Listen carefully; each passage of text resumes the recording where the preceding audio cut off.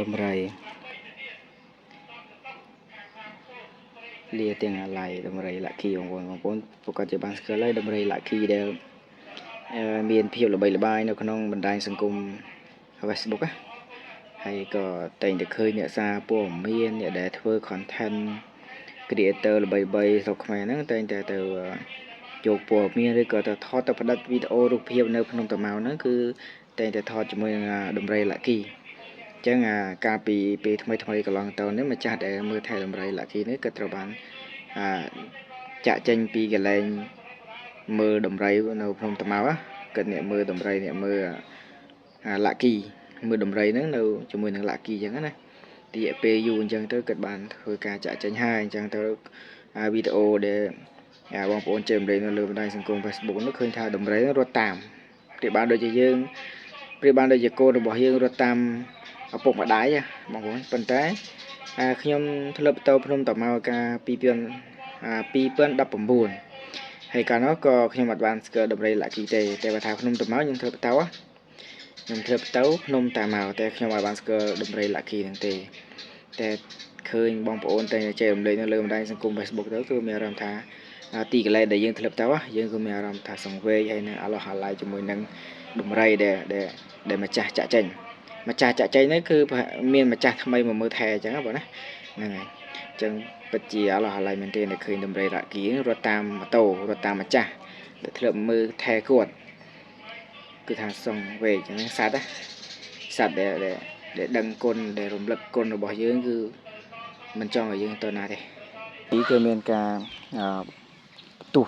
ក្នុងបណ្ដាញសង្គម Facebook TikTok YouTube មែនទេដោយសារមានការចាក់ចេញពីអ្នកមើលថែដំរីបងប្អូនឥឡូវនេះខាងក្រសួងរុក្ខាប្រមាញ់និងនេសាទលោកបានចេញមក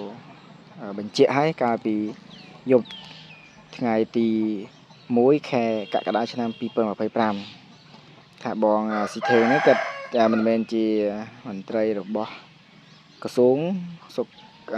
រុក្ខាប្រមាញ់និងនេសាទនោះទេទាំងខ្ញុំទាំងបងប្អូនដែលកំពុងតែតាមដាននៅលើបណ្ដាញសង្គម Facebook ឬក៏ TikTok ឬក៏ YouTube ក៏កំពុងធ្វើការតាមដានខ្លាំងមែនទែនជាមួយនឹងដំរីលាក់គីហើយម្ចាស់ដំរីគាត់បានចាក់ចេញទៅឥឡូវដំណោះស្រាយហ្នឹងគឺខាងភាគីពាក្យពឿនគ្រប់ផ្នែកកំពុងតែធ្វើការពិនិត្យពិច័យមើលតើនឹងមានអ្នកណាមកមើលថែដំរីនេះបន្តអាចនឹងមានអ្នកមើលថែដំរីបន្តតែគាត់ថាមិនសូវជាស្និទ្ធស្នាលជាមួយនឹងដំរីលាក់គីដោយម្ចាស់មុនឬក៏យ៉ាងណាយើងនឹងតាមដានទាំងអស់គ្នារឿងនៅពីក្រោយខ្នងនេះវាជារឿងអ្វីខ្លះយើងអត់ដឹងទេណាយើងអត់ដឹងទេអញ្ចឹងទៅ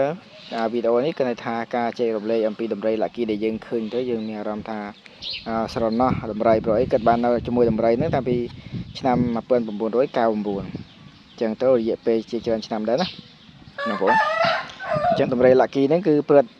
គេថាព្រឹត្តម្ដាយតាំងពីអាយុ7 8ខែនោះលេម្ដាយរបស់ដំរីលាក់គីនេះត្រូវបានគេបាញ់សម្លាប់តាំងពីអាយុ7 8ខែម្លេះហើយអញ្ចឹងដំរីហ្នឹងបាននៅជាមួយនឹងបងស៊ីថេងហ្នឹងមើលថែរយៈពេលច្រើនឆ្នាំតែការមើលថែហ្នឹងមិនមែនទេដំរីហ្នឹងមានការមើលថែច្រើនគ្នាអញ្ចឹងដំរីទីណាក៏ដោយមិនថាដំរីស្រុកខ្មែរមិនថាដំរីនៅប្រទេសជិតខាងរបស់យើងនៅជុំវិញពិភពលោកហ្នឹងគឺការមើលថែមិនមែនមើលថែនៅលើបុគ្គលម្នាក់ទេវាមានការមើលថែច្រើនដូចនៅខាងពួកអាហ្វ្រិកចឹងបងប្អូនតែឃើញនៅក្នុងបណ្ដាញសង្គម Facebook ហ្នឹងឬក៏ក្នុង YouTube ជាច្រើនឃើញដំរីនៅខាងប៉ែកអាហ្វ្រិកណាអញ្ចឹងមានអង្គការជាច្រើនគេធ្វើការថែទាំមើលដំរីហ្នឹងនៅជាពិសេសប៉ែកពួកអាហ្វ្រិកស្បែកខ្មៅបងប្អូនតែឃើញហើយព្រោះដំរីជាច្រើនហ្នឹងគឺមានការមើលថែទាំអំពីពួកមន្ត្រីរបស់គេហ្នឹងមានមន្ត្រីបច្ចេកទេសមន្ត្រីអង្គការមន្ត្រីរុក្ខាប្រមាញ់របស់គេអញ្ចឹងរុក្ខាប្រមាញ់នេសាទមន្ត្រីអភិរក្សព្រៃឈើអញ្ចឹងណានៅខាងប៉ែកអាមេរិកអានេះគេចង់និយាយថាការមើលថែដំរីនេះវាមានច្រើនគ្នា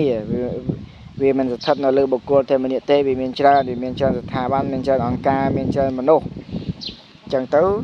ការចាក់ចេញហ្នឹងធ្វើឲ្យមានការអាឡោះអាល័យពីអ្នកដែលលេងបណ្ដាញសង្គម Facebook តែងតែឃើញបងស៊ីថេងហ្នឹងថតជាមួយដំរីអញ្ចឹងណាអញ្ចឹងទៅយើងមានការស្រណោះអាឡោះអាល័យជាមួយនឹងដំរីអញ្ចឹងការវេញញែកខុសត្រូវ